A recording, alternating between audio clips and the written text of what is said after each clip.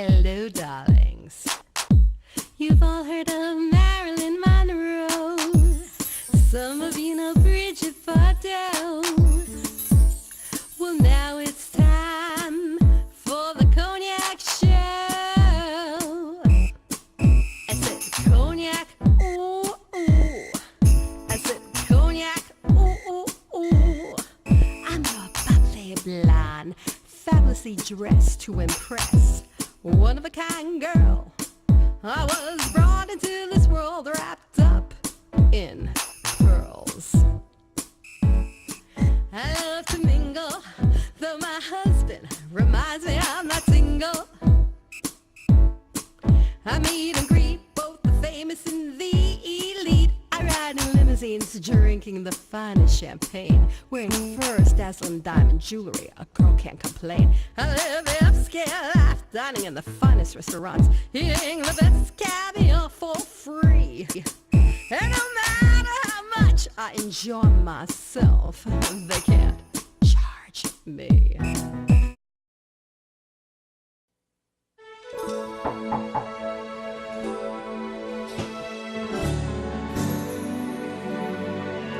It wasn't easy being different.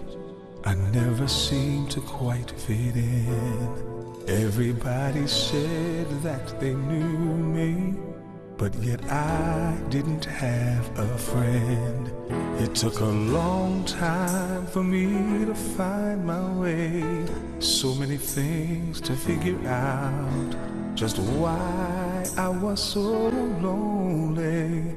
Is this what life was all about? I pretended to be happy with so much sadness deep inside, not knowing who this person was. Lost and confused, I tried to hide behind the superficial things. That's how I learned to cope.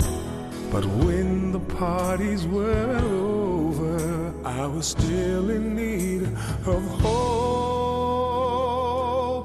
I had to reach inside to remove my pain and sorrow. Had to let go of the guilt and shame so that I could face tomorrow. 'Cause I'm a work in progress, to be the best and no less. I'm not yet where I wanna be, but by the grace of God,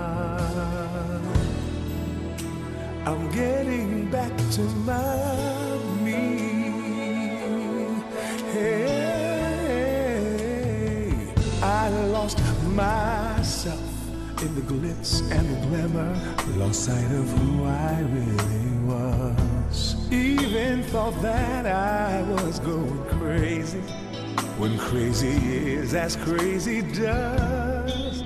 I was lost and couldn't find my way, but desperate to make a change. So I swallowed my pride, picked myself up.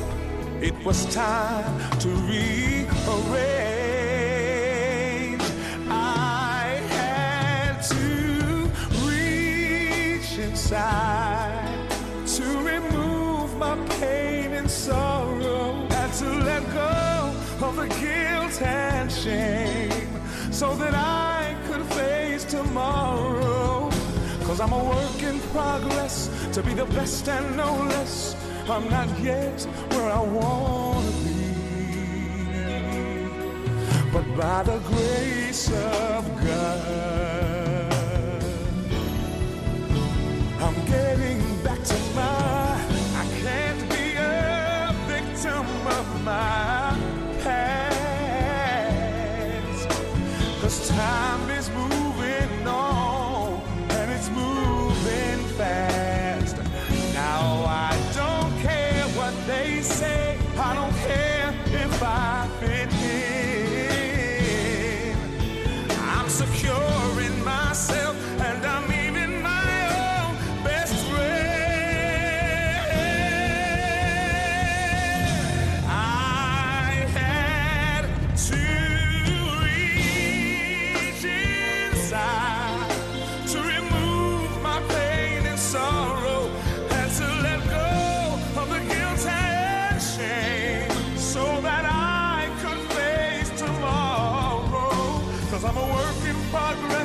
to be the best and notice. I'm not yet where I wanna be, but by the grace of God,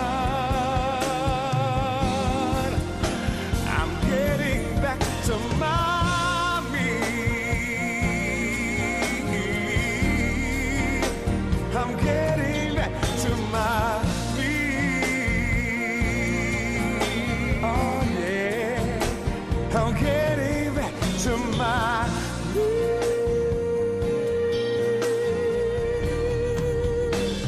I'm getting back to my me.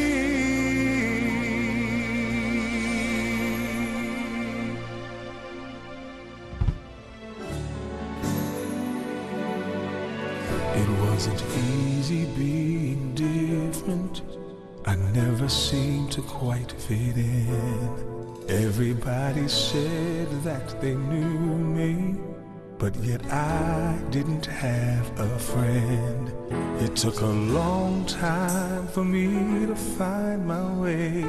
So many things to figure out, just why I was so lonely. Hello, guys. Welcome back. I'm Cognac Wellerlane, and we are here at the Sugar Bar on West 72nd Street, and I am here with Mr. Norwood Young's manager. Yes. What a special event tonight. It's all about his memoirs, right? Absolutely. We're very excited about it. He's been a celebrity for quite a long time. What kind of person is he really? Well, Norwood, the type of person he is, he's just a really giving person. And unless you really know him as an individual, his heart is bigger than you can really imagine.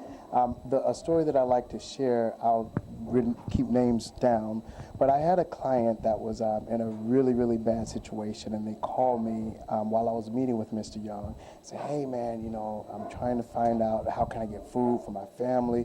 I'm in a really bad situation. And it was really a conversation that I was having on the phone, and Norwood overheard me talking, and I didn't realize that. And so once I finished the conversation, he says, well, you know, what's going on? I say, well, man, you know, he's in a situation and I don't know what to do. He says, well, man, you know, we've got to do something. And I say, yeah, you're right. And, you know, hope Norwood doesn't kill me, but, you know, he pulled out a $100 bill right then and said, give this to him. And he says, you know what? That's not Did it help him? Oh, I thought it was going to be great, and my client definitely would have been very happy. And he says, well, no, that's not going to be enough. He said, give him this also, and he wrote him a $1,000 check. And I know he's going to kill me for saying that, but that gives you an example of his heart. And he really didn't even know this client because it was a very young up-and-coming artist before they really made it. So it was an up-and-coming guy who hadn't made it at that time. So it was just, that just really showed me what kind of person he was. And He is quite a philanthropist, too. oh my gosh, yes, he is. So I'm not sure if you know about his nonprofit. Yes, I do, and I want him to talk to me later about it, because Yes. that's what I do, you know. I interview many celebrities that have their own philanthropic organizations and fundraisers and charities, and I'm all about charity. I mean, I just don't want to interview celebrities. I want to interview people that make a difference in the world, that contribute to society. And Mr. Young is a gentleman like that, I would think, right? Absolutely, absolutely. Anyone in need, and they're truly in need, he's always there to assist. Then no one has asked twice. I've been with him from times where, you know, he'll just drive and see someone homeless, and we'll go and pick up His heart food. goes out to them. Oh, his heart goes out. He'll pull up, give them food. I mean, so he's just a really, really genuine person. And I've never met someone so genuine. And so we've been working with Norwood for a couple of years now, and it's just been an absolute pleasure to have a client like that has such a great giving heart. If I'm sick, he drops everything just to, hey man, you know, I got to get you well, and you know, you drink this, do this, and you know, it's just his caring and his just true, genuine nature. How long have you been his manager? 3 years now. Oh, you must be having a ball with him, huh? It's good. Norwood is a really special I understand that he has an amazing home in Los Angeles. guy. Oh, gosh, yes. His home is one of the staple homes in the city. Everyone knows about Youngwood Court. It is one of the most fabulous homes in the city. That's what I heard. It really is. It really is. It is definitely a landmark there, and everyone knows. They may not know Youngwood Court, but if you say, yeah, the big white house with all of the white statues. I heard it's all white. They all say, oh, yes, we know. That's the house. That's the house, because you can't miss it. You certainly can't miss it. Well, and then Christmas, it's just... Oh, he's like a little kid at Christmas, huh? Yes, yes, yes. Oh my God, I cannot wait to interview Mr. Norwood Young. Well, I thank you so much for taking the time to talk to us right here at Cognac's Corner and the LongIslandExchange.com. Thank you. We'll be back in a moment, darlings, with more interviews right here at the Sugar Bar at West 72nd Street. Keep watching. Pink Champagne Kisses.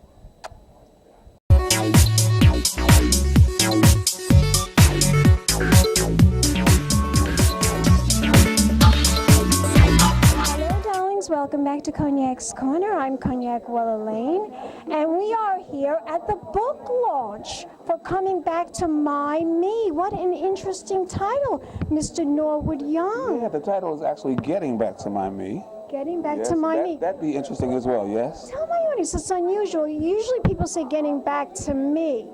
Why did you name it that? Because I have to get back to my me. Me just indicates me. But my me is my passion, not my person. My me indicates what my passion is. Me would just be the person. Now, this book is not just another sex, drugs, and rock and roll book. This is more in depth. It's more. This is in depth. This is inspirational. This is truth telling.